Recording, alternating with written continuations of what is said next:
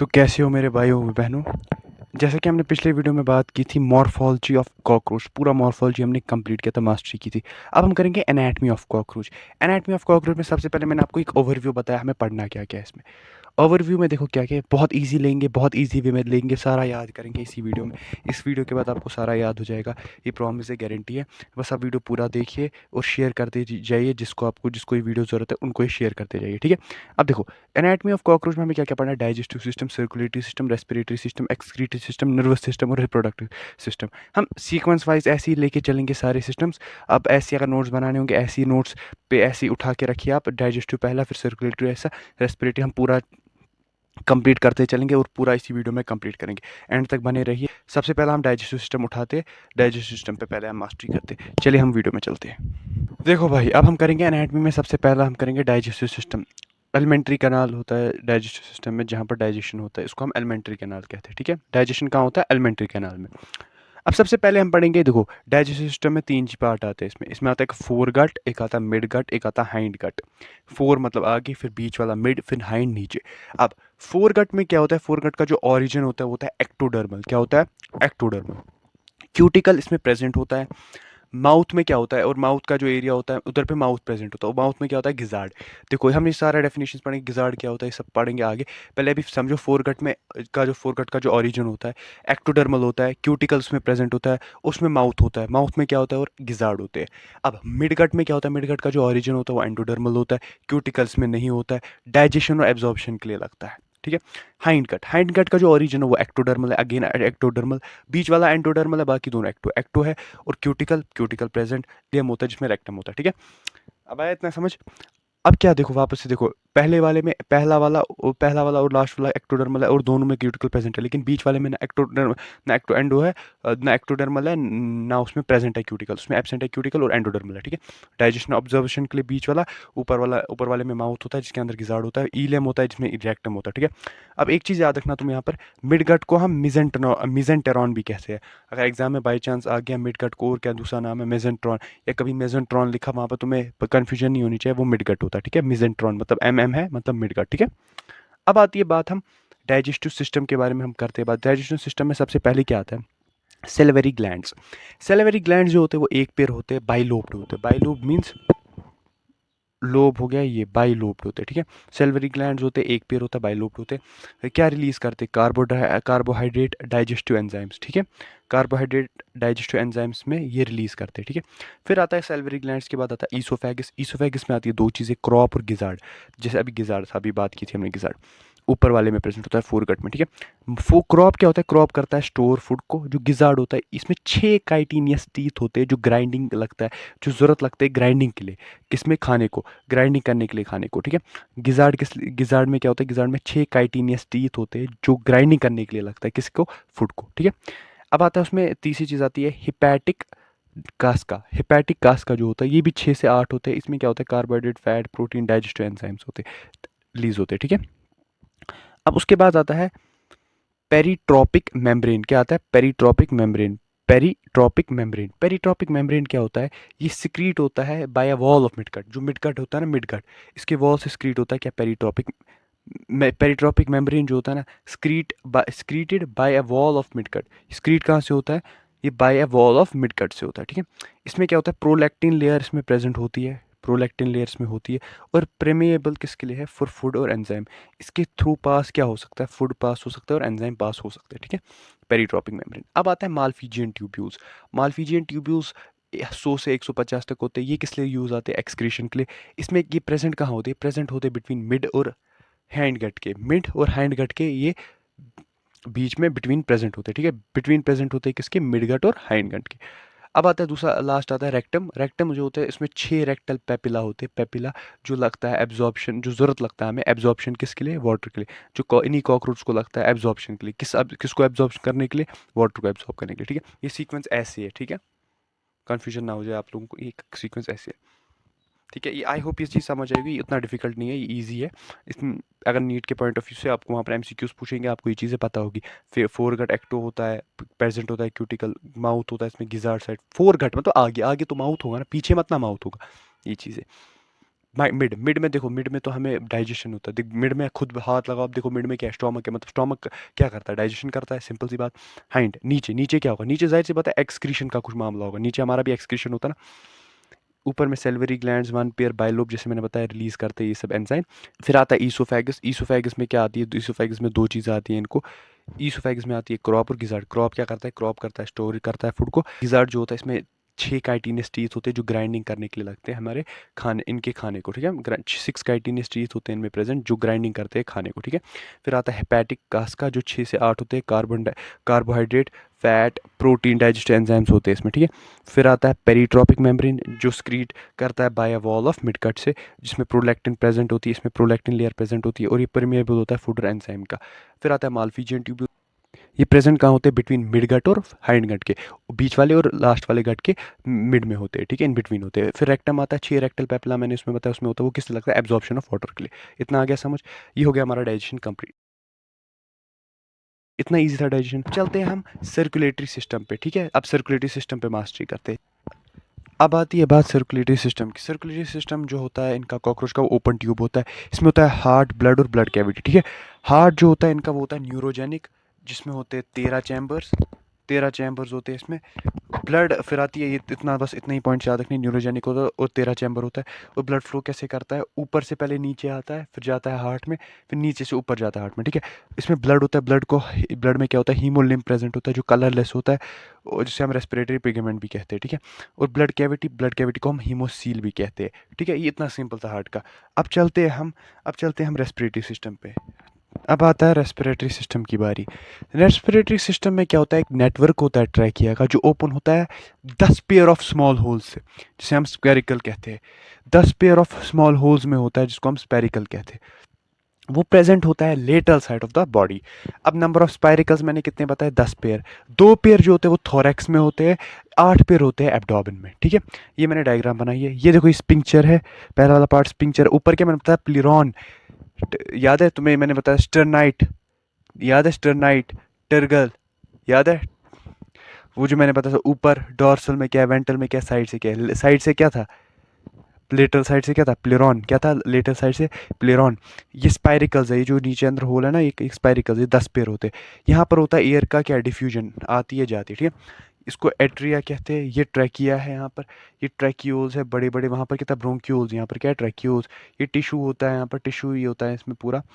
Carbon dioxide, जैसे oxygen निकली, carbon dioxide अंदर आती है, ये डिफ्यूजन होता है यहाँ पर, ठीक है। अब जो मैंने आपको बताया था टर्गा स्टर्नल मसल, टर्गाइट्स था ऊपर, स्टर्नाइट था नीचे। फिर मैंने बताया था ना, वो 4 बॉक्स से बनाओ। यहाँ पर स्टर्नाइट टर्गा को, उस स्टर्नाइट को एक मसल जोड़ती है ऐसे। ए टाइप बताई थी मैंने मसल, मैंने बताई थी ना, ये ऐसे बनाया था मैंने। फिर ये ए टाइप बनाई थी, यहाँ पर मैंने ए टाइप बनाई थी, ऐसे बनाया था, ए टाइप बनाई थी। ये इसको स्टर्नल मसल होती है, यही करती है हेल्प, किस लिए ब्रीथिंग के लिए। ये हेल्प करती है किस में, ब्रीथिंग में। टर्गास्टर्नल मसल जो होती है वो हेल्प करती है कॉकरोच को ब्रीथिंग में। कॉन्ट्रैक्ट अगर होगा उसको बोलेंगे, कॉन्ट्रैक्शन हो रही है तो एक्सपेरेशन, मतलब हवा बाहर जा रही है। रिलैक्सेशन होगा तो मतलब इंस्पिरेशन, मतलब हवा अंदर आ रही है, मतलब छोड़ रही है हवा, ये हवा छोड़ रहा है कॉन्ट्रैक्शन में, और रिलैक्सेशन में हवा ले रहा है, ठीक है। ये तुम्हें इतना समझ आ गया, इतना ही था रेस्पिरेटरी सिस्टम। अब चलते हैं हम किस में, हम चलते हैं हम एक्सक्रीटरी सिस्टम पे। अब आती है एक्सक्रीटरी सिस्टम की बात। देखो एक्सक्रीटरी सिस्टम में कुछ पॉइंट्स तुम्हें याद रखने हैं। एक्सक्रीटरी सिस्टम में तुम्हें एक्सक्रीशन कहाँ से होता है, इसमें इसमें होता है मालफिजन ट्यूब्यूल से। और ये फॉर्म किससे होता है मालफिजन ट्यूब्यूल, ये होता है ग्लैंडुलर से और सीलिएटेड सेल से, ठीक है। एक्सक्रीटरी सिस्टम जो होता है इनका, वो होता है फॉर्म किससे, ग्लैंडुलर और सीलिएटेड सेल से, ठीक है। एब्जॉर्ब क्या करते हैं, नाइट्रोजनस वेस्ट प्रोडक्ट करते हैं एब्जॉर्ब, उनको कन्वर्ट करते हैं किस में, यूरिक एसिड। मैं अभी बताऊंगा कैसे करते हैं, वो बहुत ईजी तरीके से बताऊंगा, यूरिक एसिड में। फिर वो एक्सक्रीट होता है किससे, हाइंड गट से। एक हो गया अपर वाला, फोर, मिड, हाइंड हो गया पीछे वाला, नीचे वाला, ठीक है। हो गया नीचे वाला, ठीक है, हो गया हाइंड गट से, फिर ये एक्सक्रीट हो जाता है। इसलिए इन इंसेक्ट्स को, क्योंकि ये यूरिक एसिड एक्सक्रीट करते हैं, इसलिए इनका नाम पड़ा है यूरिकोटेलिक, ठीक है। इन एडिशन, अगर मतलब इसके अलावा भी बहुत सारे ऐसे ऑर्गन्स हैं जिनसे एक्सक्रीशन करते हैं, जैसे फैट बॉडी हो, नेफ्रोसाइट्स है और यूरिकोज ग्लैंड्स है, जिनसे जो इनको हेल्प करती है एक्सक्रीशन में। तुम्हें याद रखना है ये एक चीज़ पॉइंट, कि यूरिकोज ग्लैंड जो है ये प्रेजेंट होता है किसमें, बस मेल कॉकरोच में, ठीक है, मेल कॉकरोच में प्रेजेंट होता है, फीमेल में नहीं होता है। अब तुम्हें मैं समझाता हूँ एक्सक्रीशन कैसे होता है। सपोज ये टिश्यू है, टिश्यू से वेस्ट आया, वो आता है किस फॉर्म में आता है, वो आता है पोटेशियम यूरेट के फॉर्म में, फिर जाके वो चलता है एक्सक्रीटरी सिस्टम में। एक्सक्रीटरी सिस्टम में जो पोटेशियम यूरेट होता है वो हो जाता है डिवाइड दो चीज़ों में, एक होता है पोटेशियम बाइकार्बोनेट और आता है यूरिक एसिड में। क्या होता है, टूट जाता है दो चीज़ों में, पोटेशियम यूरेट टूट जाता है दो चीज़ों में, वो होता है पोटेशियम बाइकार्बोनेट और यूरिक एसिड में। देखिए पोटेशियम यूरेट है वो टूट गया दो चीज़ों में, पोटेशियम बाइकार्बोनेट और यूरिक एसिड में। जो पोटेशियम बाइकार्बोनेट होता है वो वापस रीअब्जॉर्ब हो जाता है, और जो यूरिक एसिड होता है वो एक्सक्रीट हो जाता है। हाइंड गट में हो रहा है ये चीज़।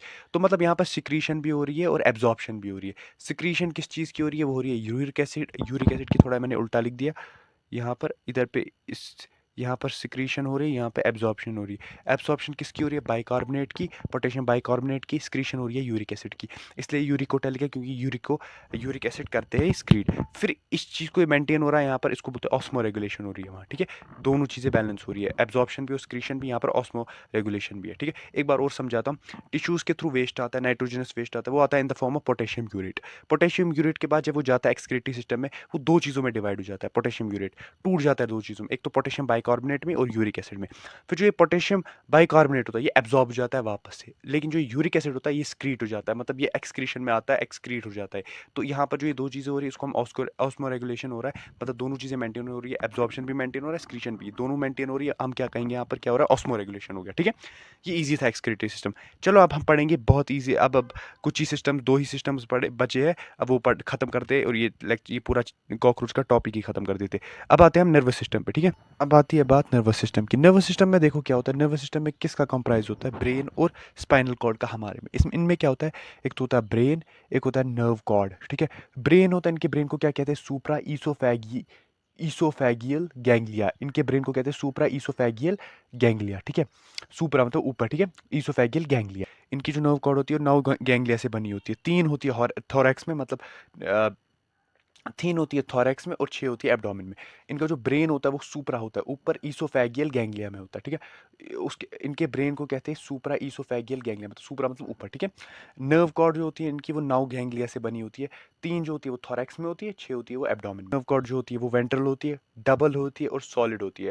ह्यूमंस में अलग होता है, ठीक है। इनके ब्रेन को क्या कहते हैं, सुप्रा ईसोफेजियल गैंग्लिया। और नर्व कॉर्ड जो होती है इनकी वो नौ गैंग्लिया से बनी होती है। तीन होती है थोरैक्स में, छह होती है एब्डोमेन में। जो नर्व कॉर्ड होती है वो होती है इनकी कुछ फीचर्स है, जैसे वेंट्रल होती है, डबल होती है और सॉलिड होती है, ठीक है। ये चीज़ समझ आ गई तुम्हें। तो अब चलते हैं हम लास्ट का टॉपिक जो हमारा रिप्रोडक्टिव सिस्टम, फिर हम इनका इनका जो होता है डेवलपमेंट पढ़ेंगे, फिर ख़त्म कर देंगे। अब आती है बात रिप्रोडक्टिव सिस्टम की। रिप्रोडक्टिव सिस्टम में सबसे पहले आता है मेल रिप्रोडक्टिव सिस्टम, फिर आता है फीमेल। देखो मेल रिप्रोडक्टिव सिस्टम में क्या होता है, वन पेयर होता है टेस्टिस का, जो होते हैं 3 से 4 लोब के, 4 से 6 सेगमेंट्स में। आउटर लेयर होता है वो स्क्रीट करता है स्पर्म। फुल न्यूट्रिशन मिलता है इनको स्पर्मेटोफोर से।